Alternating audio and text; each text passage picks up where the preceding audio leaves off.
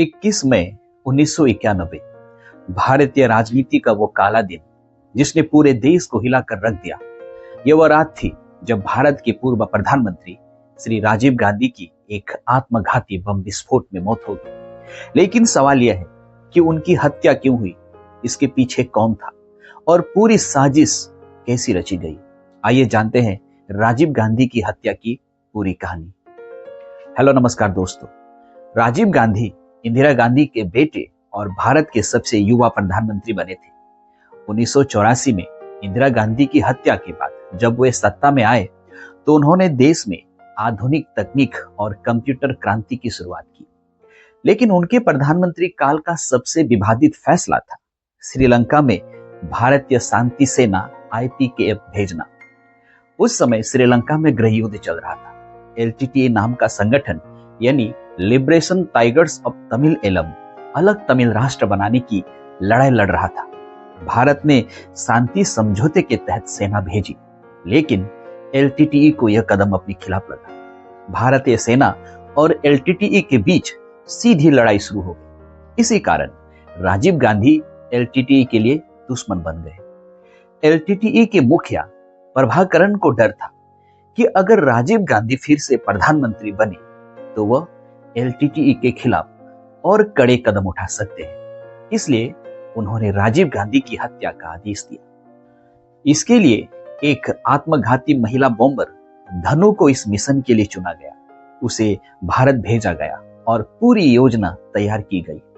राजीव गांधी ने 1991 के भारतीय आम चुनाव में भारतीय राष्ट्रीय कांग्रेस और उसके राज्य सहयोगी जैसे तमिलनाडु कांग्रेस कमेटी की ओर से प्रचार किया।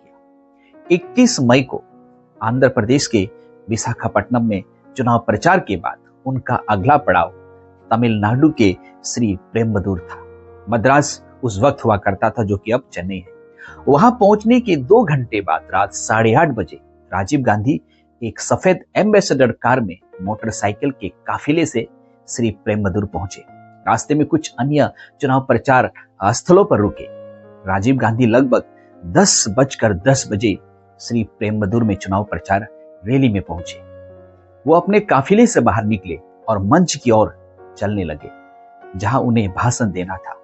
रास्ते में उन्हें कई शुभचिंतक, भारतीय राष्ट्रीय कांग्रेस के कार्यकर्ता और स्कूली बच्चों ने माला पहनाई।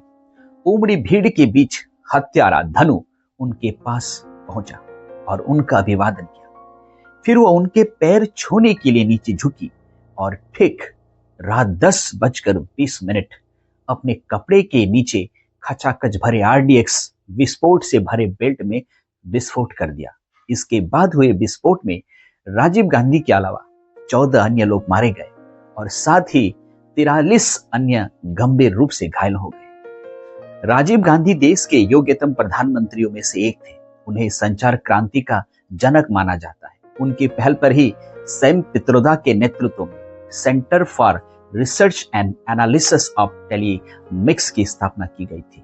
वर्तमान समय में देश में जो डिजिटल क्रांति दिखाई दे रही है उसके पीछे राजीव गांधी का ही योगदान रहा है।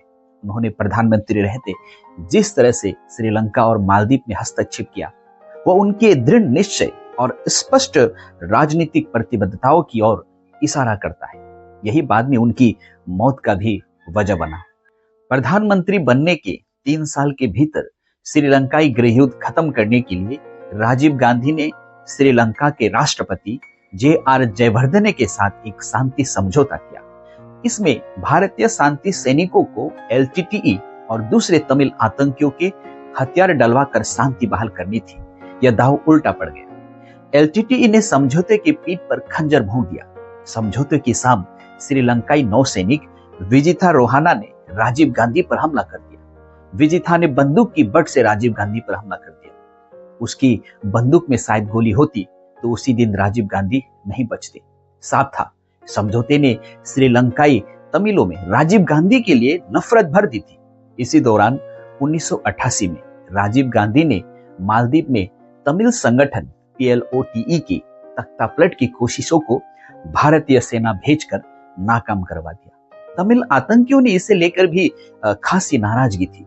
इसी का नतीजा रहा कि श्रीलंका में भारतीय शांति सैनिकों की 1990 में पूरी वापसी के बाद प्रभाकरन ने राजीव गांधी की हत्या का षड्यंत्र रचा।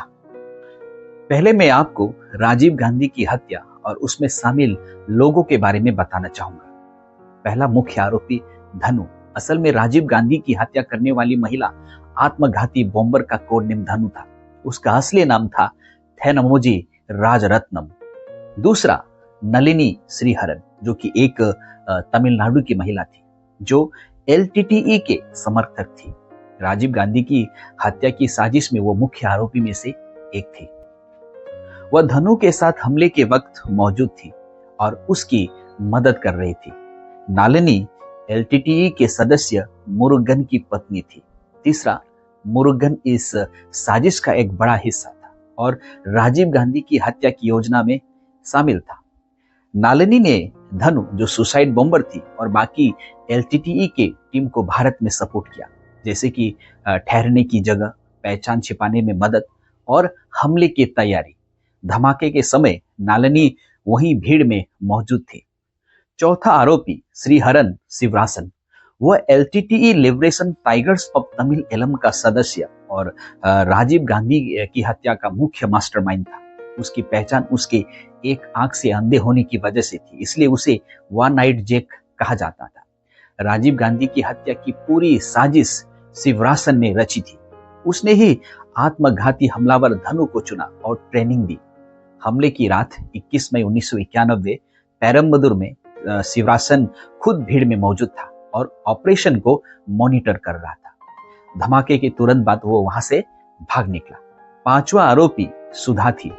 वो एलटीटीई से जुड़ी हुई थी और साजिश को अंजाम देने वालों की मददगार थी। उसका काम था आत्मघाती हमलावर धनु और मास्टरमाइंड शिवरासन को भारत में सपोर्ट करना, जैसे भारत में ठहरने की जगह, पहचान छुपाने में मदद और संसाधन उपलब्ध कराना उसका काम था। छठा आरोपी एजी पेरीवलन, जिन्हें आरिबू के नाम से भी जाना जाता है, उन पर राजीव गांधी की हत्या के षड्यंत्र में शामिल होने का आरोप था। विशेष रूप से उन पर आत्मघाती बम को विस्फोट करने में इस्तेमाल होने वाली 9 बोल्ट की बैटरी प्रदान करने का आरोप था। और इसमें एक नाम आता है एस हरिबाबू। वह एक युवा फोटोग्राफर था। 21 मई 1991 की रात जब राजीव गांधी तमिलनाडु के श्री पेरम्बदूर में चुनावी सभा के लिए पहुंचे, तो हरिबाबू भी वहां फोटो खींचने गया था। हरिबाबू प्रेस फोटोग्राफर था, इसलिए वो मंच के बिल्कुल करीब खड़ा था।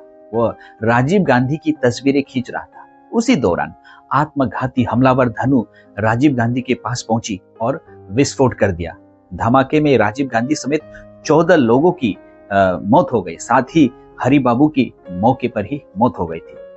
हरिबाबू का कैमरा उस वक्त सबसे बड़ा सबूत था। धमाके के बाद पुलिस को घटना स्थल पर हरिबाबू का कैमरा मिला और कैमरे में विस्फोट से कुछ ही सेकंड पहले की तस्वीरें सुरक्षित थी।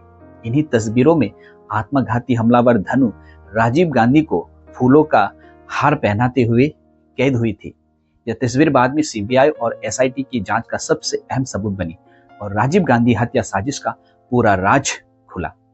सातवां आरोपी था श्री हरिहरन, जिसका उपनाम था मुरुगन। वो LTTE Liberation Tigers of Tamil Eelam का सदस्य था। राजीव गांधी हत्या की साजिश में शामिल मुख्य आरोपी में वो एक था। मुरुगन की शादी नालिनी श्रीहरन से हुई थी, जो इसी केस की एक और दोषी थी।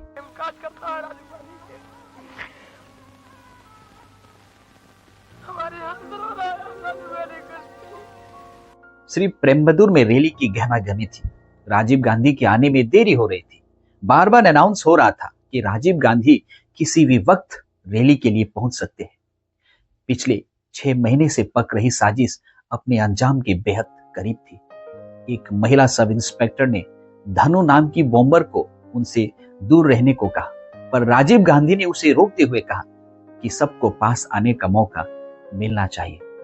उन्हें नहीं पता था कि वह जनता को नहीं, अपने मौत को पास बुला रहे थे। धनु ने माला पहनाई, पैर छूने के लिए झुकी और बस साजिश पूरी हो गई।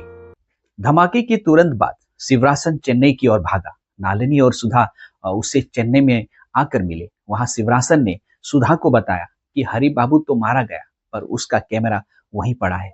शिवरासन ने सुंदरम को हरिबाबू का कैमरा मौके से उड़ाने की जिम्मेदारी सौंपी। सुंदरम ने काफी कोशिश की पर नाकाम रहा और फिर उसी कैमरे के रोल में कई तस्वीरों ने वो सुराग दिए जिन्होंने राजीव के हत्यारों की जांच दल के शिकंजे तक पहुंचा दिया। 21 मई 1991 को राजीव गांधी के रूप में देश ने अपने सबसे युवा प्रधानमंत्री को खो दिया। श्री प्रेमबदूर में एलटीटीई आतंकियों द्वारा 34 साल पहले रची साजिश में आत्मघाती विस्फोट में राजीव गांधी के साथ 14 अन्य लोगों की मौत हो गई थी। राजीव गांधी की हत्या सिर्फ एक व्यक्ति की मौत नहीं थी, बल्कि भारतीय राजनीति का एक ऐसा मोड़ था जिसने आने वाले दशकों की दिशा तय की थी। दोस्तों, अगर राजीव गांधी की हत्या न हुई होती तो क्या भारतीय राजनीति का इतिहास अलग होता? अपनी राय हमें कमेंट में जरूर बताएं।